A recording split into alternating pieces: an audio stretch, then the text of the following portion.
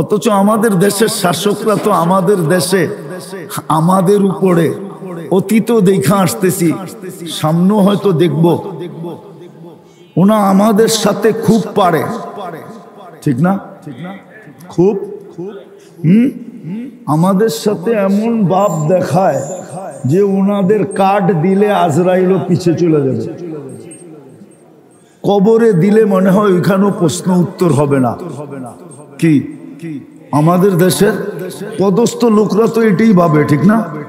আমাদের সাথে ভাব নেয়, কিন্তু কই জাতিসংঘে তো যায় ৬০ দেশ মিলা ভাব নিতে পারলো না, ওইখানে তো এই কথা বলতে পারলো না যে ঠিক আছে নিন্দা প্রস্তাব যদি পাশ না হয় তাহলে আমরা একটা কিছু এখান থেকে পাশ করা যাব, আমাদের সাথে তোমাদের পুরা লেনদেন বন্ধ, আমরা লেনদেনই করব না, আমরা আপোষে লেনদেন করে চলবো, তোমাদের কোনো জিনিসে আমরা হাত দিব না, আমরা আমাদের আপোষের ৬০ দেশের জিনিস দিয়ে আমরা কয়েক বছর চলবো, তোমাদেরটার দিকে আমরা চোখ তুলেও দেখবো না।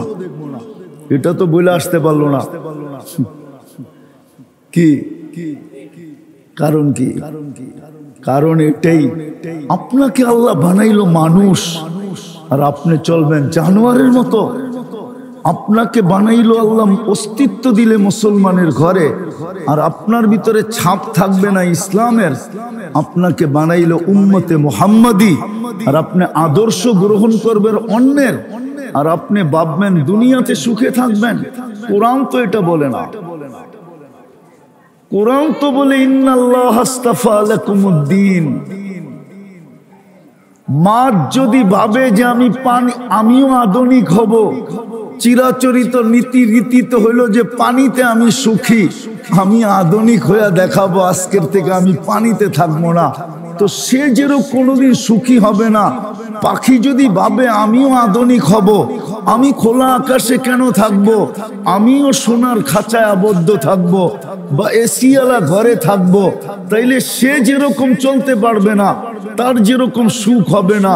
বন্য প্রাণীও যদি ভাবে আমরা আর জঙ্গলে কত ছুটতে থাকবো, আমরাও আধুনিক হব, আমরাও কি বলে এটাকে সাফারি পার্কে থাকবো, আমরাও দামি দামি চিড়াখানা বানায়া থাকবো, তাহলে সে যেরকম সুখী হবে না, রব্বে কাবার কসম আপনিও দিন ছাড়া সুখী হবেন না।